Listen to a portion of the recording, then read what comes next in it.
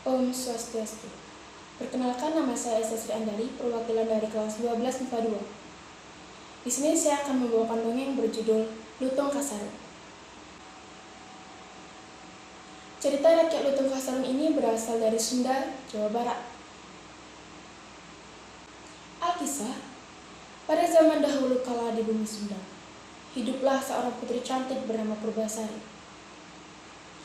Ia adalah anak bungsu dari Prabu Tapa Agung, Raja Kerajaan Paserbata. Selain Purbasari, Prabu Tapa Agung pun juga memiliki 6 putri lainnya. Mereka adalah Purba Rangrang, Purba Dewata, Purba Endah, Purba Kencana, Purba Maning, dan Purba Luih. Dari ketujuh anak perempuan itu, Purbasari memang memiliki paras paling menawan. Dia bahkan dikaruniai hati yang baik, lembut, ramah, serta suka menolong. Berbeda dengan sang kakak sulung, Purba Rangrang, ia memiliki paras dan perilaku yang buruk. Ia sangat kasar, sombong, dan selalu iri hati kepada orang lain. Setelah menjabat sebagai raja dalam waktu lama, Prabu Tapa Agung memilih untuk turun tahta. Sang raja tersebut pun memilih Purbasari untuk melanjutkan kepemimpinannya. Hal ini tentunya sudah dipikirkan secara matang oleh Prabu Tapa Agung. Menurutnya, Purbasari merupakan sosok yang paling pantas untuk menggantikan dirinya. Putri bungsunya tersebut memiliki sifat baik, bijaksana, dan jujur, sehingga pantas dijadikan penerusnya.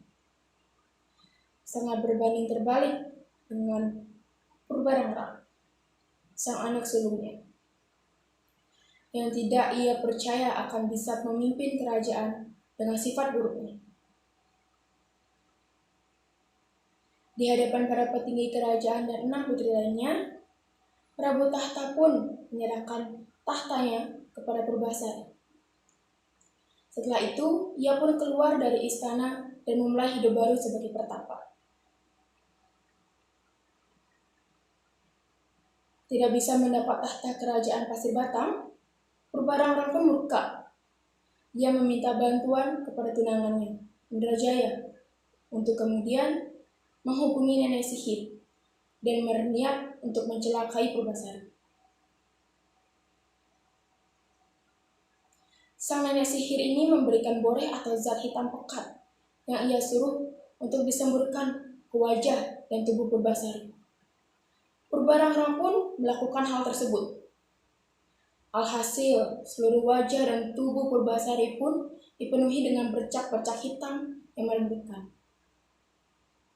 Purba Rangrang pun menggunakan momen ini untuk mengusir adiknya dari istana.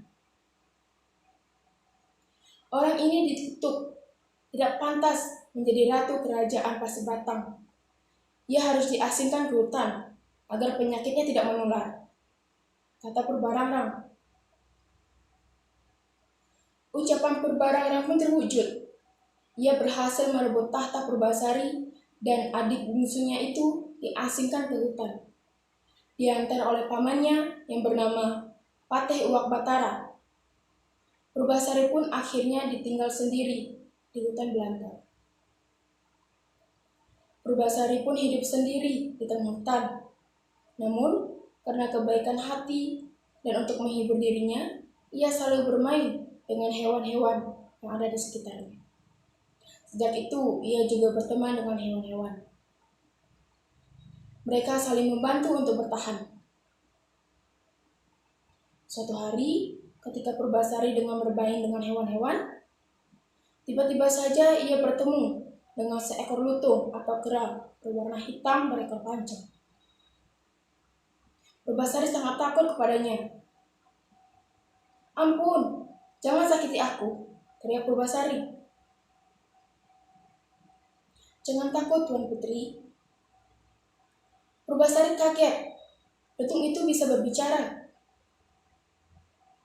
"Aku Guru Minda, putra Sunan Ambu dari Kahyangan. Aku telah melakukan kesalahan besar. dan dibuang ke bumi dengan bentuk seperti ini.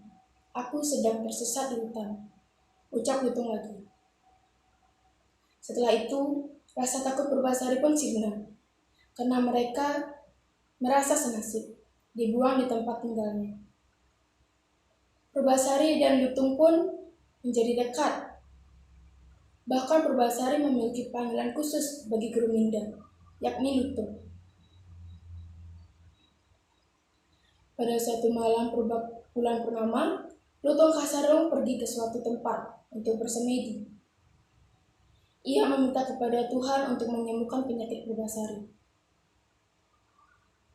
Tak disangka, doa tulus Lutung Kasarung pun dikabulkan oleh Tuhan. Tanah di sekitarnya tiba-tiba menjadi sebuah telaga kecil. Airnya jernih dan harum, serta mengandung obat kulit yang ampuh untuk menyembuhkan segala penyakit. Paginya, atas ajakan Lutung Kasarung, Purbasari melihat telaga tersebut. Ia pun langsung menceburkan diri ke dalam telaga itu. Secara ajaib, kulitnya menjadi bersih, halus, menawan seperti semula. Wah, terima kasih Lutung. Kau telah menyembuhkan aku. Kau Purbasari senang.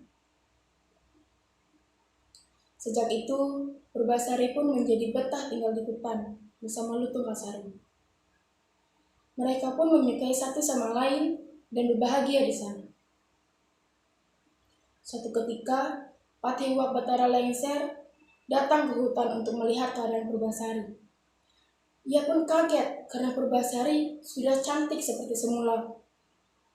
Sang Patih akhirnya mengajak Purbasari untuk kembali ke istana. Hal ini pun atas perintah Prabu Tapa Agung yang kembali ke istana. Purbasari awalnya menolak, namun ia akhirnya luluh setelah dibujuk oleh Lutung Kasarung. Purbasari juga meminta agar ia bisa kembali ke istana dengan mengajak Lutung Kasarung bersamanya. Kembalinya Purbasari ke istana membuat para penghuni di sana merasa senang, tetapi tidak dengan Purbarang-rang. Sang kakak murka karena merasa tahtanya terancam. Melihat posisinya, Purbarang-rang meminta sang ayah untuk melakukan atau mengadakan sayembara. Sekiranya siapa yang lebih pantas untuk menjadi ratu antara dirinya dan Purbasari. Lantaran kebaikan hatinya, sang Prabu Tapa Agung pun menyetujui. Sayembara pun dimulai, disaksikan oleh seluruh rakyat Paserbatan. Sayembara terdiri dari lomba memasak. Lomba ini dimenangkan oleh Purbasari dengan pertolongan Lutung Kasarung. Perlombaan kedua adalah adu panjang rambut. Purbasari juga menang atas pertolongan Lutung Kasarung. Hal ini pun membuat Purbarang-rang geram dan meminta Prabu Tapa Agung untuk mengadakan sayembara tambahan, yakni lomba adu ketampanan calon suami atau tunangan calon ratu. Kalau Purbasari menang dalam lomba ini, maka aku akan menyerahkan tahtaku, janji Purbarang-rang. Purbarang-rang pun menyetujui dan menunjukkan ketampanan tunangannya, Indah Jaya. Ia percaya diri bahwa di lomba kali ini ia akan menjadi pemenangnya. Lutung Kasarung berubah menjadi pangeran tampan.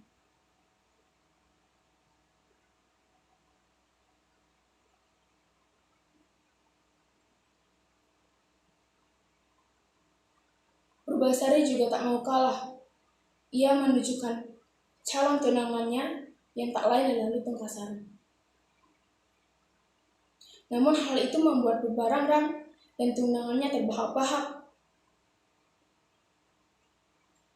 Lutung hitam itu adalah tunanganmu, hahaha.